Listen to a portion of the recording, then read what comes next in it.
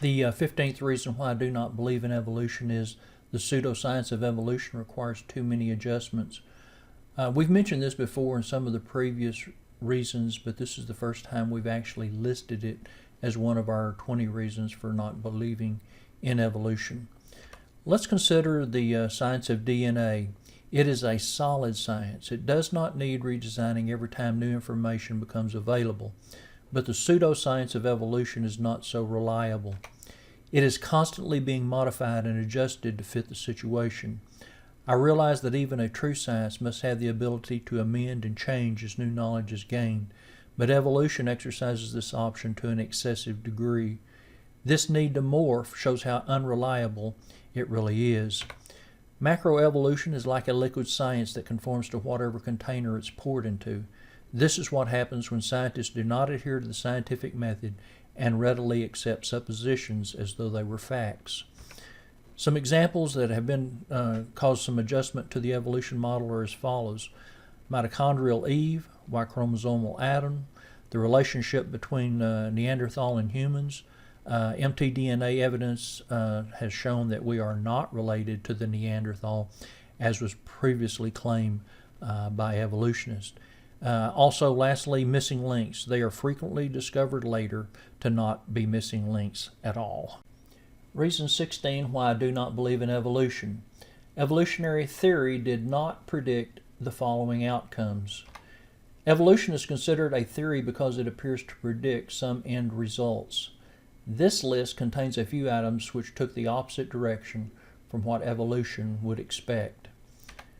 The first example of which evolution did not predict would be abiogenesis, which is experiments attempting to reproduce something living from inorganic matter. They have all failed. How life originated is still unexplained. If they could explain it, then they should be able to create new life.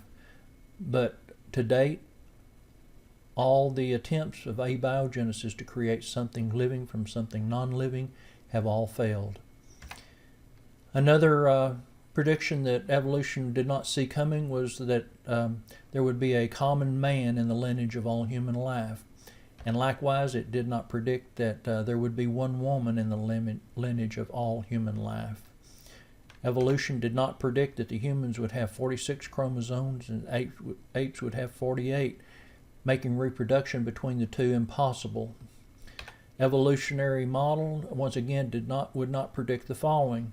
Amino acids are the building blocks of proteins. Hundreds of aminos exist in nature. The mystery is, why are all living organisms on Earth all composed exclusively of the same 20 amino acids? It also would not predict that the left-hand amino acid scenario. Amino acids can either have a left-hand or a right-handed configuration, but every plant and every animal on Earth contains 100% left-handed amino acids. If life happened by chance, you would expect a mix of 50% left-handed amino acids and a 50% mix of right-handed amino acids. This is what is observed in the laboratory when amino acids are experimentally produced. The DNA molecule was specifically designed to protect against the occurrences of mutations. The DNA molecule really says that evolution, makes a statement that evolution is false, because the DNA molecule has built-in defense mechanisms which say, no, you will not mutate, you will not change, but you will stay within your species. It would be much better for the evolutionists if the DNA molecule did not have these defense mechanisms. You might want to do an internet search on DNA protection paradox. The number of plants and the number of species is on the decline. In the evolutionary model, more species would be occurring. The 17th reason why I do not believe in evolution is because some essentials of life are outside of the realm of evolution, but they show the handiwork of a masterful design. The first example that I'm going to use is the regulation of oxygen, and the information that I'm going to use is from the OSHA website, and there is the URL for the information that I'm going to use. Now, OSHA is, of course, a federal agency within the United States government, and OSHA is an acronym for Occupational Safety and Health Administration. The quote that I'm going to be using is as follows. While normal atmosphere contains between 20.8 and 21% oxygen, OSHA defines as oxygen deficient any atmosphere that contains less than 19.5% oxygen, and as oxygen enriched any atmosphere that contains more than 22%. An atmosphere containing less than 19.5% oxygen is deficient for us to breathe, according to the quote that we just read. And an atmosphere containing more than 22% oxygen is considered to be hazardous because of the risk of fire and explosion. So what can we get from these two numbers? The level of oxygen in our atmosphere that you and I take for granted every day must be controlled within 2.5%, or it will become too deficient to be safe, or it will be too highly enriched to be safe. So God, in His great design, has regulated the amount of oxygen in our air every day that we live within 2.5%. That is phenomenal, in my opinion, because oxygen is a gas. Of all the things that to be controlled, a gas would seem to me to be the most difficult, and yet He does that every day, and we enjoy the benefit of that regulation of oxygen. So the first essential of life that shows a masterful handiwork is the regulation of oxygen. The second one is that scientists cannot explain why there's such an abundance of water on our planet. When we go to other planets to try to see if we can find life there, one of the major things that we look for is the presence of any amount of water, because water is needed on our planet to sustain all forms of life. And what really our scientists really cannot understand is why there is so much water on our planet. The third essential of life that shows a masterful design is our gravity. Our gravity is strong enough to hold these essential gases that we need, oxygen and carbon dioxide, close to the Earth, while at the same time being sufficiently weak so as not to crush the most delicate plant. If we didn't have any gravity at all, then those gases would escape through the Earth's atmosphere. But because we do have gravity, and we have the right amount of gravity, it holds those gases in where we can breathe the oxygen, and the plants can have carbon dioxide for their needs. The fourth essential of life is that the sun is approximately 93 million miles from the Earth, and it is still able to provide us with light to see, light for photosynthesis, warmth, vitamin D, and a source of renewable energy. It is close enough to do these things and yet sufficiently far away so as not to burn up the Earth. The fifth essential is that water turns into a gas and evaporates, leaving behind the dirt and contamination. It is self-propelled into the air, where it is changed from a vapor into a liquid. It then falls back to the Earth, cleaning the air as it descends. And then it provides life-sustaining hydration to every living thing. This alone is too wonderful to just be an accident. The sixth essential is the atmosphere of the Earth protects us from incoming meteors. The seventh essential is that if the Earth were not tilted on its axis, we would not have seasons and the benefits that those seasons provide. The tilting on its axis also provides us with much more surface area that can support an abundance of life. You and I, we enjoy these benefits of things I just listed, and we take them for granted, but our lives are absolutely dependent upon them. How arrogant and unthankful man has become to declare all these wonderful marvels just accidentally happened. The complexity and diversity is beyond the capacity of natural selection or any other process that does not involve an intelligent designer. The thing that amazes me the utmost is that some people cannot see God in anything, while others see His handiwork in everything. The 18th reason why I do not believe in evolution is because of the mathematical impossibility. First of all, let me say that I do believe that evolution is a mathematical impossibility. In my list of internet links, I will provide you with 3 URLs that illustrate the impossibility of evolution. In this video presentation, we will not discuss the mathematical probability or possibility, but you can go to one of those 3 links or all 3 of those links, and they will discuss and show the mathematical impossibility of evolution. It is very difficult to prove or disprove evolution using mathematical probability because several problems quickly arise. The first problem that arises is the people on both sides of the argument apply numbers to unquantifiable events. The second problem that quickly arises is the algorithms used must produce an outcome of 0 if it is truly impossible. The math used will typically produce an insanely small number that approaches 0, but never actually reaches 0 without rounding the results. And then the third problem that quickly arises is the number produced are so incredibly small that people cannot intuitively comprehend the magnitude of the improbability. People who believe in evolution sometimes say that evolution is like the lottery.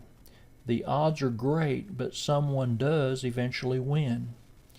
But compare the actual numbers and you'll see that the chances of evolution happening are microscopic in comparison to the chances of winning the lottery. I've heard people say anything is possible in millions of years. No, that is not true. The impossible will never happen by natural means. If it could happen, then I am sure that science would have found a way to reenact the sequences. If any unlikely event happens once, then it most certainly will happen more than once. But evolutionists have repeatedly told us that specific events have only occurred one time. This explanation might be convenient, but it is incredibly unbelievable and highly unlikely. Let's use common sense and consider the possibility of 2 events occurring. Let's first consider mitochondrial Eve. DNA science tells us that every human being shares a common mother in their ancestry. The evolutionist tells us that 10,000 other women might have been alive when Eve was alive. The bigger the evolutionist makes this imaginary number, 10,000 or otherwise, the more unbelievable their explanation becomes. Imagine something so cataclysmic that it killed all of the other 9,999 women. What are the chances that just one woman survived? How fortunate for all living humans that something miraculously happened to save this one woman, Eve, from that cataclysm. What are the mathematical chances of that happening outside of a miracle? Why has evolution not created a second line of women? Or why has evolution not created a million different lines of women, since anything is possible in millions of years? Now consider Y-chromosomal Adam.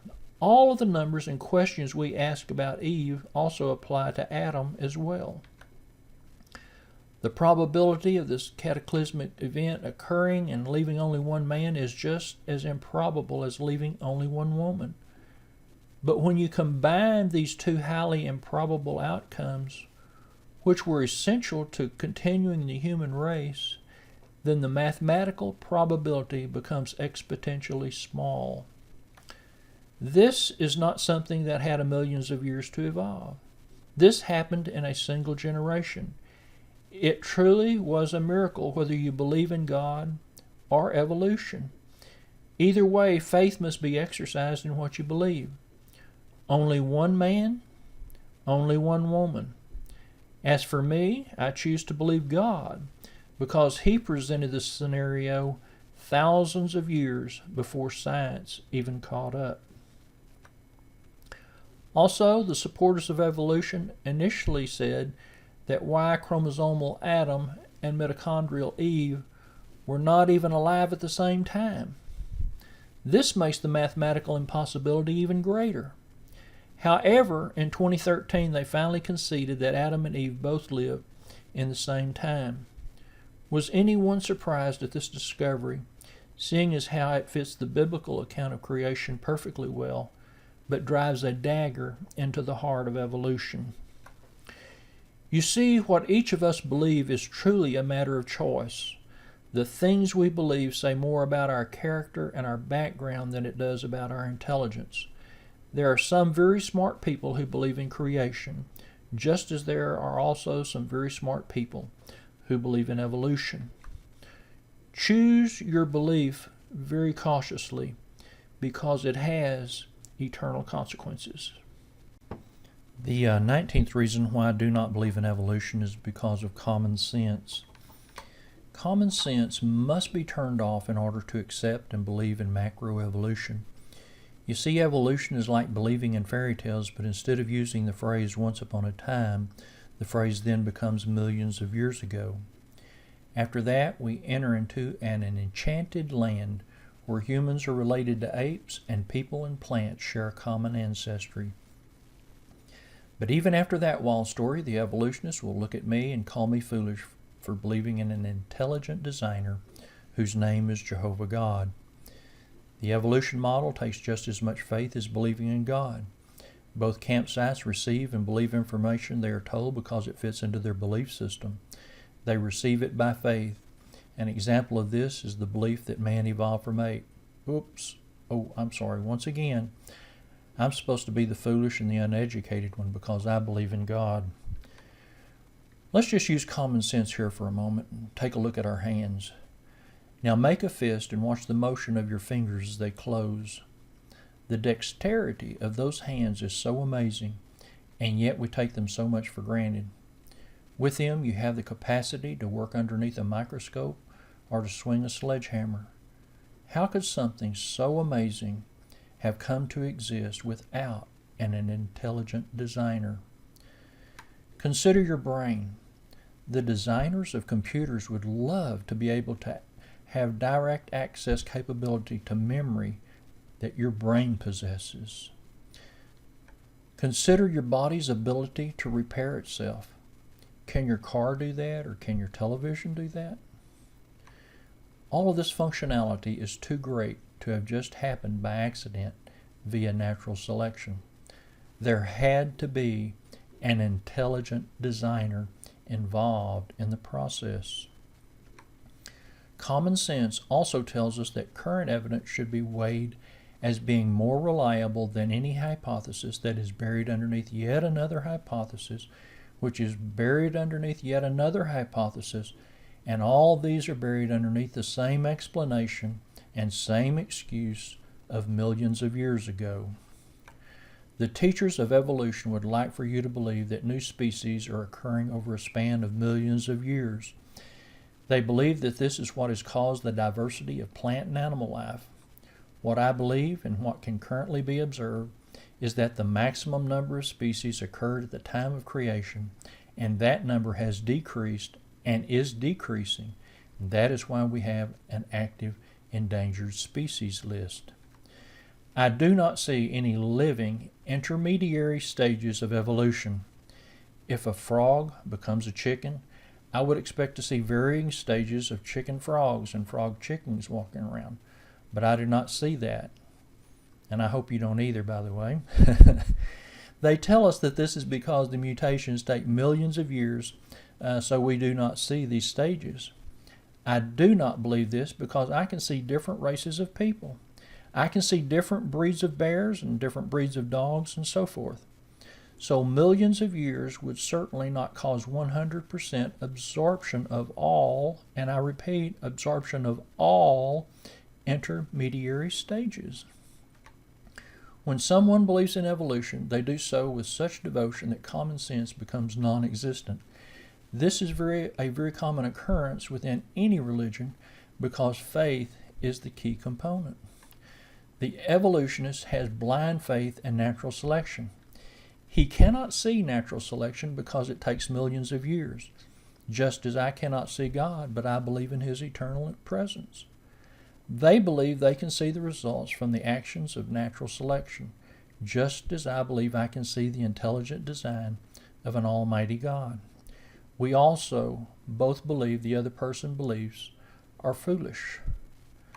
Neither of us believe the other side is using common sense or good judgment. The 20th reason why I do not believe in evolution is because of the complexity and the security of the DNA molecule. The complexity and security designed into the DNA molecule says no to evolution. It actually does not just say no, it screams no to evolution. DNA contains the genetic information that is used to manufacture every cell of every living organism that is known to man. All plants and all animals are composed of DNA molecules. The complexity of the DNA and the complexity of the language contained in DNA tells us that an extremely intelligent designer had to have existed. The designer wrote all of the sequences that defines each unique plant and defines each unique animal. As an example of the complexity of the DNA molecule, in 1990, the United States government funded an international project to determine the physical and functional layout of the human DNA molecule. At least 20 universities and 6 countries were involved in this research. The project was completed in 2003. It took them 13 years to figure out the structure and functionality of the human DNA molecule. DNA has at least 6 levels of security to provide error detection and correction when the DNA molecule attempts to make a mistake and mutate. Said another way, the DNA molecule was purposely designed to minimize the possibility of mutations. Concerning the amount of information contained in DNA, Dr. Mark Eastman, MD, describes the amount of information contained in DNA as follows. A fertilized human egg is about the size of a pinhead. It contains enough information to fill 1,000 books, each book containing 500 pages and written with a font so small that you would need a microscope to read it. My friend, that is a lot of information. Dr. Mark Eastman has created an extremely interesting presentation that describes the amazing security and the complexity of the DNA molecule. He does so much better than what I would ever be able to do. So I'm highly recommending that you see his presentation at the following link below. I will also make it the top link on my webpage containing the interesting links related to evolution.